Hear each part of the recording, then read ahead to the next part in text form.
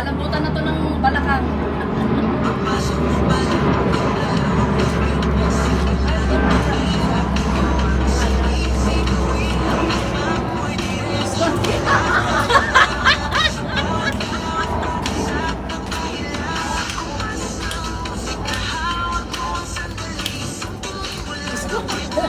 Kanina ko na rin.